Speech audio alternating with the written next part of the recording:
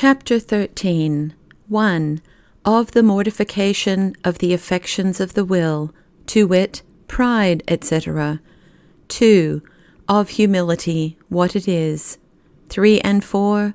That God is the only object thereof, mediate or immediate.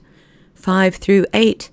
Of humility expressed towards creatures with respect to God, which requires that we prefer all others before ourselves, according to the 7th degree in our holy rule.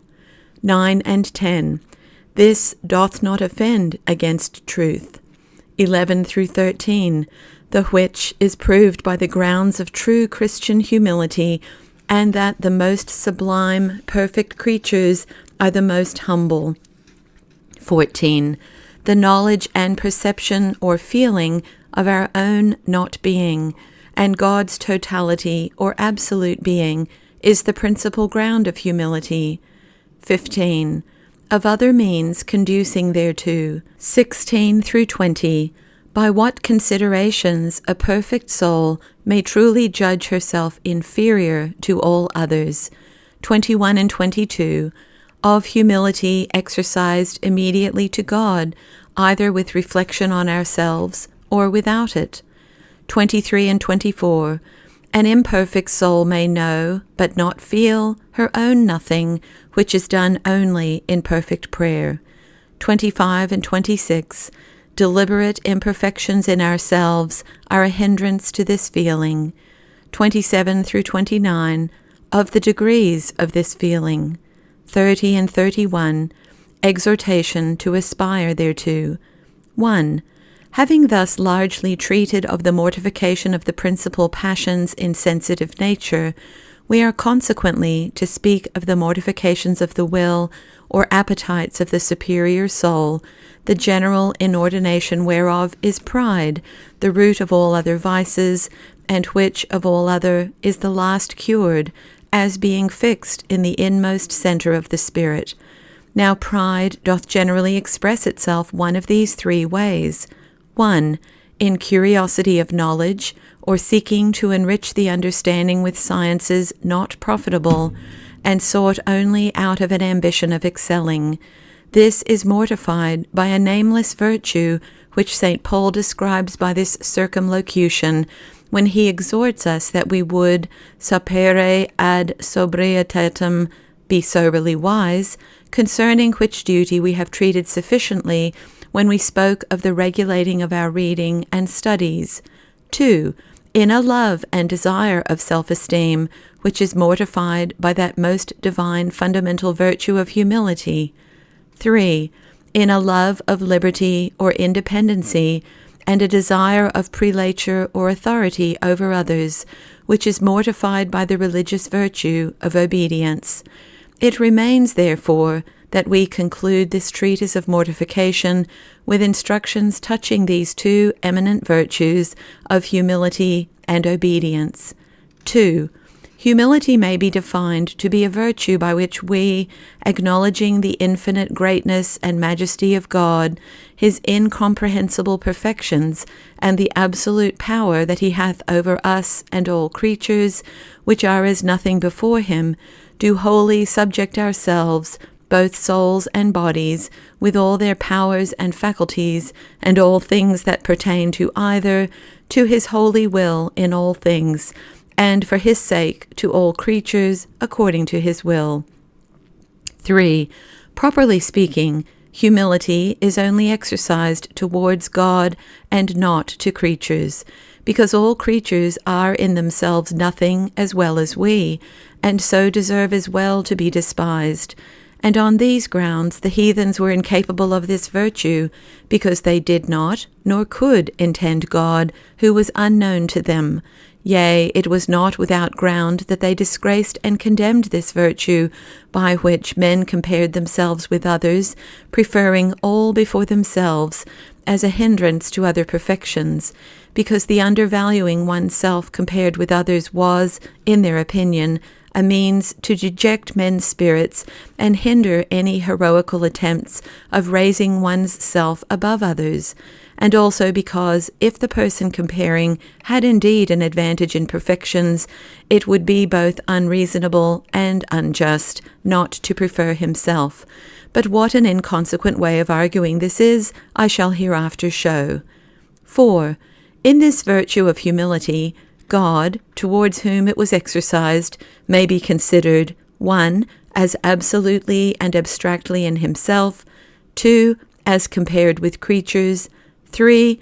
As in his creatures and in several degrees participated by them. 5. In this latter regard, we for God show humility towards men, preferring others before ourselves, contenting ourselves with the meanest things in diet, clothes, books, etc., yea, with the meanest parts and endowments of nature, flying all honour, authority, or esteem, etc. 6. If humility were thus practised by religious persons, etc., all other duties also would be cheerfully and readily practised. For if we did indeed esteem ourselves to deserve no honour, kind usage, etc., but the contrary, how could we be impatient for injuries received, unresigned in afflictions, infected with propriety, etc.? With what sweetness and peace would we live towards all? With what tenderness and charity would we embrace all, etc.? 7.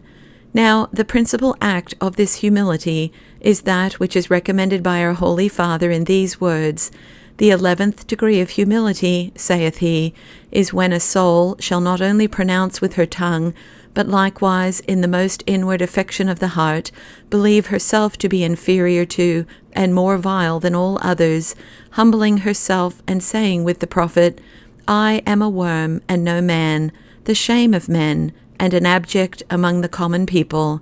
I was exalted by thee, but I am humbled and confounded. And again, it was good for me that thou didst humble me, that I may learn thy commandments."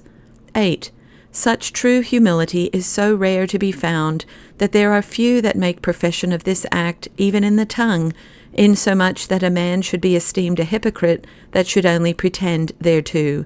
Whereas, in truth, the very essence of humility, as regarding men, consists principally in the exercising this act, for we are not to conceive that any one is become truly humble by any one or more the degrees of it, till he have attained, at least in preparation of mind, to the highest degree with which our Holy Father begins.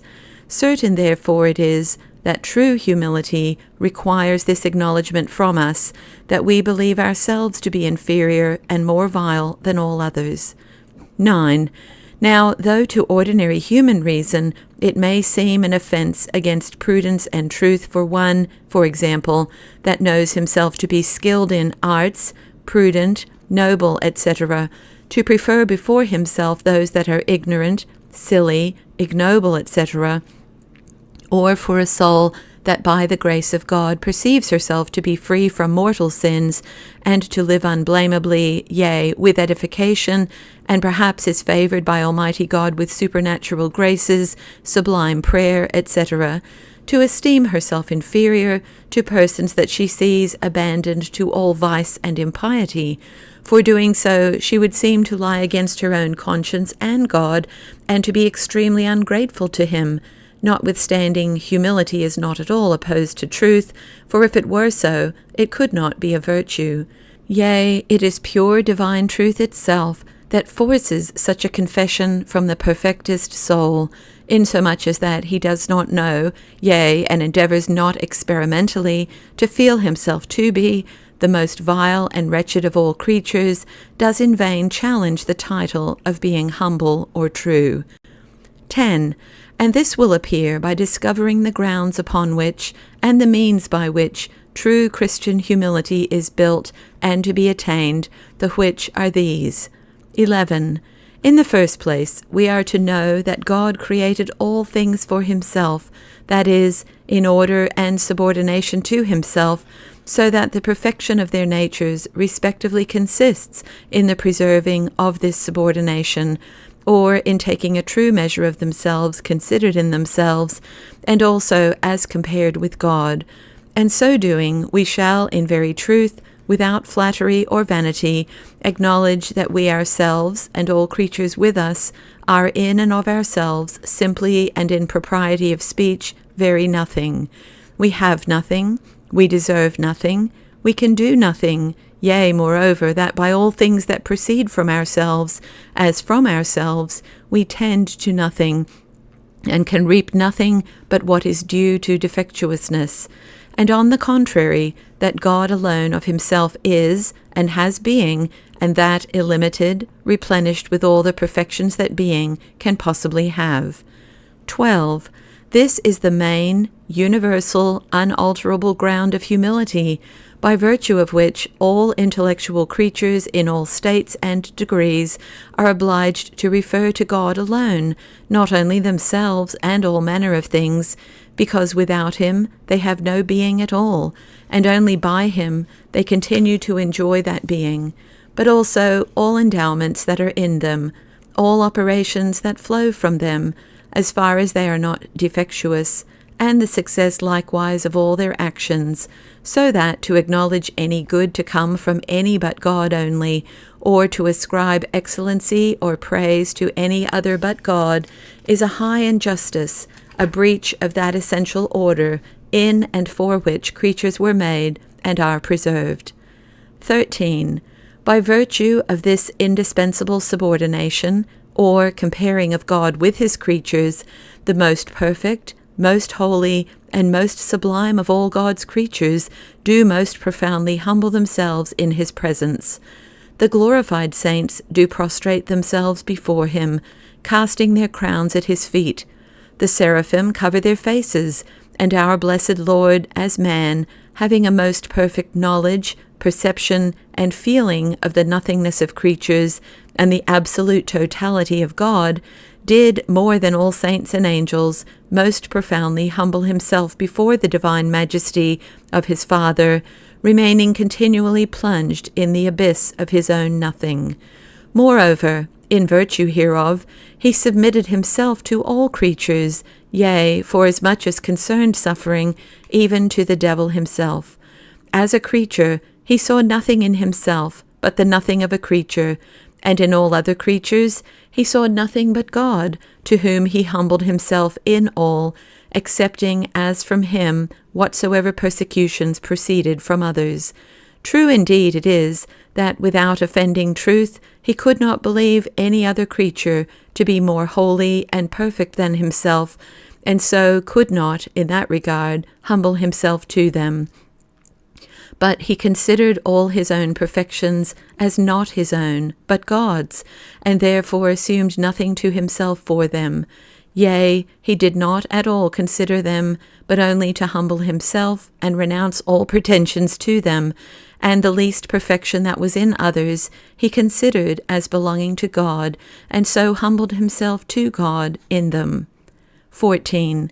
But in the second place, although this consideration of the not being of creatures out of God, and the all being of God, be indeed the true and most proper ground of perfect humility, yet because a great supernatural light and grace is required to make a soul sensible of this, for by discourse we may come to know it in an imperfect manner and to believe it, but to taste, perceive, and feel it, this we can never do till we be entered far into God by our prayer. Therefore we are in the beginning to make use also of another more sensible, and to the weakest eyes perceivable, ground of humiliation, which is the consciousness of our many imperfections and sins, joining therewith that imperfect discursive knowledge of our own nothing and God's totality, endeavoring by these two to humble and abase ourselves, so by little and little diminishing that natural pride which is in every one of us, by which we are apt not only to think better of ourselves than of any other, to excuse our own faults, and to accuse even the best actions of others, etc., but also to raise up ourselves against and above God himself, considering ourselves as if we were both the principle and end of all good, challenging to ourselves the praise of all either real or imaginary good in us, and referring all things to our own contentment. 15. By a serious and frequent consideration of these things, way will be made for the introducing of true, solid humility into our souls. But yet these alone will not suffice, except thereto we join 1. Abstraction of life, by which we will come to overlook and forget the imperfections of others, and only look upon our own, thence flying employments, charges, and dealing with others, or, when necessity requires a treating with others, doing it with all modesty, charity, and a cordial respectfulness, being confounded at our own praises, etc. 2.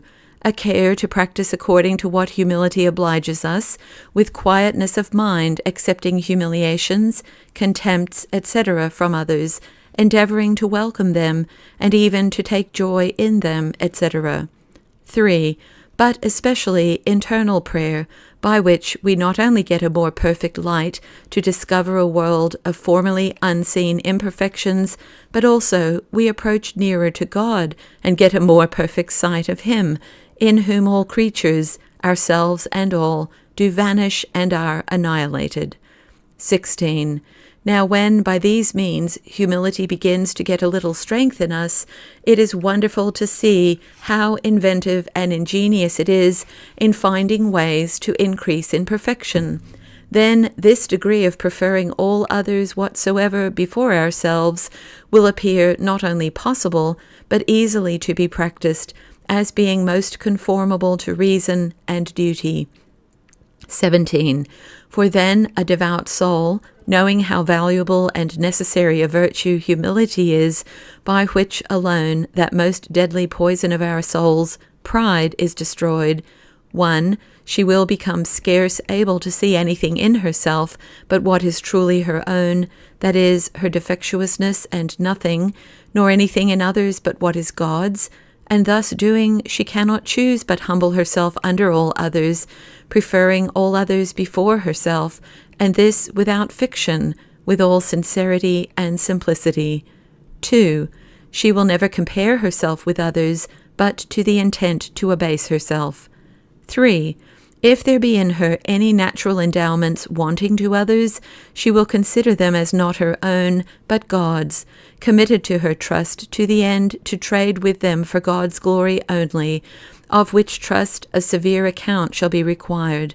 And being conscious of her negligence and ingratitude, she will be so far from glorifying herself for such endowments that she will rather esteem them happy that want them.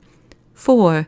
If she have any supernatural graces which others want, yea, or if others are guilty of many open sins, she will consider that she may, according to her demerits, be deprived of them, and others enriched with them, who in all likelihood will make better use of them, for she knows by many woeful experiments the perverseness of her own heart, but is utterly ignorant of others, and therefore cannot, without breach of charity, suspect that they will be so ungrateful. 5. She will not take notice of lesser imperfections in others, yea, not knowing their secret intentions, she will judge that those things which seem to be imperfections may perhaps be meritorious actions. 6. In a word, considering that God has made her a judge of herself only to the end to condemn herself, and of others only to excuse them, and knowing that there can be no peril in judging, if it be possible, too hardly of oneself, but much in judging the worst of another in the smallest thing, though others be never so wicked, yet at least she will judge this, that if God had afforded them the light and helps that she enjoyed, they would have been angels in purity compared with her, and however that at least they are not guilty of such ingratitude as she is. 18.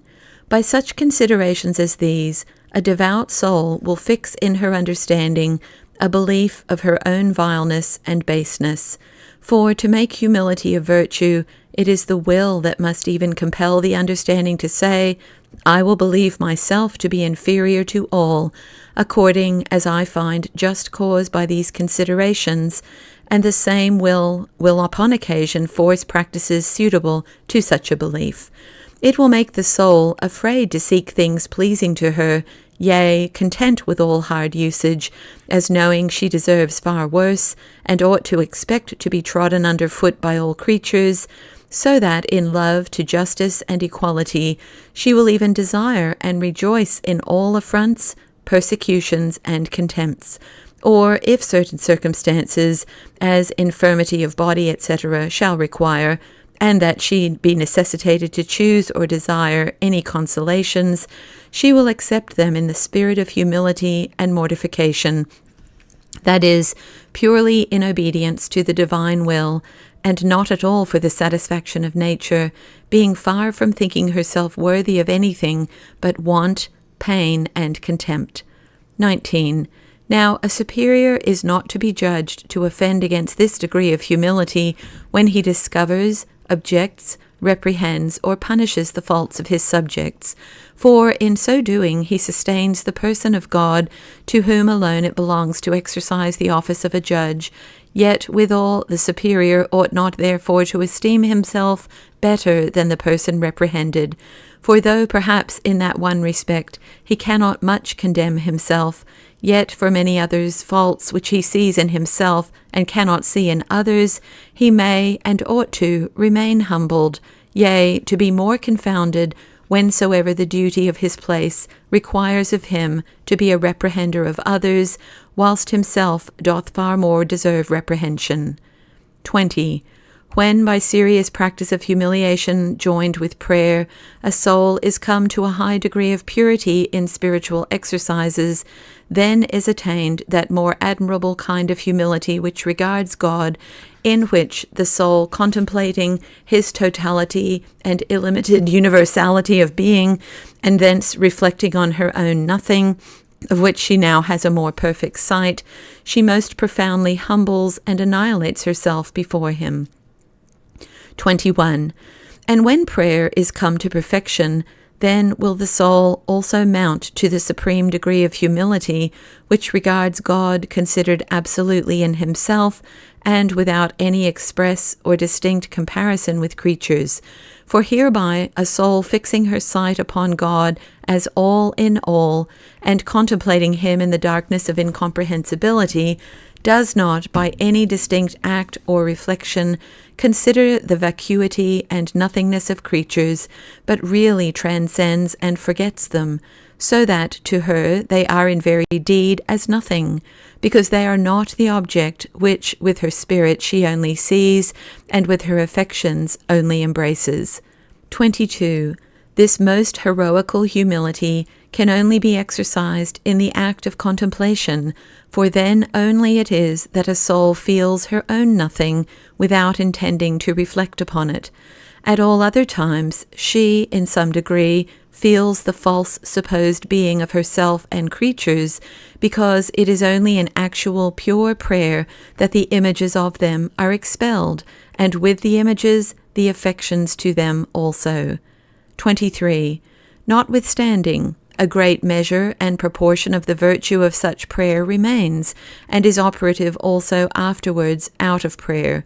For if the soul do see creatures, she never sees them as in themselves, but only in relation to God, and so in them humbles herself to God, and loves God in them. And if she reflect upon herself, and turn her eyes inward into her spirit, desiring to find God there will not be any considerable imperfection, obscurity, or stain that will darken her view of God, but she will discover it, and most perfectly hate it. 24. As for sins or imperfections in others, though never so heinous, they are no hindrance to her seeing of God, because either she transcends and marks them not, or is by their means urged to a nearer and more fervent love of him for his patience, to a greater zeal for his honour impaired by the sins of men, and to a greater compassion towards sinners. 25. But the least imperfection in herself being really a hindrance to her immediate union with God and perfect sight of him is, in so great a light as she then enjoys, perfectly seen and perfectly abhorred by her. Yea, such faults as to her natural understanding formerly appeared no bigger than motes, do, in virtue of this supernatural light, seem as mountains, and defects which she before never dreamed or imagined to be in herself, she now sees not only to be, but to abound and bear great sway in her. To this purpose, saith St. Gregory, Sancti viri quo altius apud Deum proficiunt, eos subtilius indignos se deprehendente quia dom proximi luci flunt, quid in illis latabat inveniunt. That is, holy men, the higher that they raise themselves approaching to God, the more clearly do they perceive their own unworthiness, because, being encompassed with a purer light, they discover in themselves those defects which before they could not see. 26. Hence it appears that there is a great difference between the knowledge of our own nothing and the feeling or perception of it. The former may be got by a little meditation, or by reading school divinity, which teaches and demonstrates how that of ourselves we are nothing, but mere dependences on the only true being of God. Where is the feeling of our own nothing will never be attained by study or meditation alone, but by the raising and purifying of our souls by prayer. The devil hath the knowledge of the nothingness of creatures in a far greater perfection than any man, and yet he hath nothing at all of the feeling. Now it is only the feeling of our not being that is true perfect humility, as, on the contrary, the feeling of our being is pride. 27. Now this feeling of our not being has 2 degrees. 1. The first is in regard to the corporal or sensitive faculties, to wit, when the soul is so raised above the body and all desires concerning it, that it hath lost all care and solicitude about it, having mortified in a great measure all inferior passions. This is a high degree of humility, but not yet perfect, as may appear plainly by this, that after a soul hath attained hereto by a passive union, there ordinarily follows the great privation or desolation, in which she finds herself to be yet full of herself and her own being, combated with many risings and repugnances. 2. The second degree follows after that the said privation ceases, in which the soul exercises herself after a far more sublime manner, and begins then to have a more perfect feeling of her not being, consisting in an abstraction from the soul herself and all her faculties and operations, all which are so lost and annihilated in God that in her exercises of most pure prayer she cannot perceive distinctly any working either in the understanding or will, not being able to understand or give an account of what she does when she prays. 28. The author of Secret Sentieres saith that souls which are arrived to this state of perfect union are yet ordinarily permitted by God to descend oft from their high abstractions into their inferior nature, even as they were during their state of entrance into a spiritual course, so that, according to his doctrine, during such a descent they must needs be full of the feeling of their own being. But then, saith he, they from this descent do by little and little, through their internal exercises, ascend higher than they were ever before, and such ascents and descents interchangeably continue all their lives. Thus saith Barbenzon, perhaps out of experience of what passed in his own soul. But whether from thence he had sufficient warrant to apply these observations so generally, I leave to the determination of the perfect, who only can judge of such matters. 29. But alas, these contemplations, and consequently the said blessed fruits of them, are very rare, and not at all in our own power to come at pleasure, inasmuch as a soul does not arrive to the perfection of prayer till after a passive union or contemplation, whereto well may we dispose ourselves according to our power, but it is in the free will and pleasure of God to confer it on whom, when, and in what manner it pleaseth him. 30. But, however, Let not beginners nor proficients in spirituality be discouraged, for that as yet they cannot find in themselves, or at least very imperfectly, a perception of their not being, not having as yet a supernatural intellectual species, evidently and even palpably representing to their minds God's totality and their own nothing, the which species it is not the nature of active exercises to produce. It is a great blessing of God to them that he has given them the courage to aspire thereunto, and persevering in the ways leading thither, they will certainly arrive to the partaking of the substance of this sublime humility, in virtue of which alone all other virtues will be perfectly exercised by them, inasmuch as by it they will come to know both God and themselves aright, and be in an immediate disposition, as our Holy Father says, to that perfect charity which expels all fear, for which reason he only treats particularly and largely of this virtue, and of obedience, which is a branch of it. 31. We ought therefore never to cease praying that God would reveal unto us our own nothing and his all-being, for prayer is the only effectual means to attain unto it. As for exterior acts and expressions of humility, if they flow from prayer, they may be profitable and acceptable to God.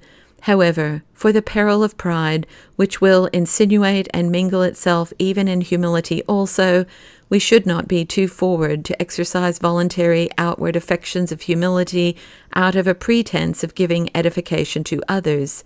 And when we do such as are commanded in the rule, and conformable to our state, we ought in them, as well as we can, to purify our intention.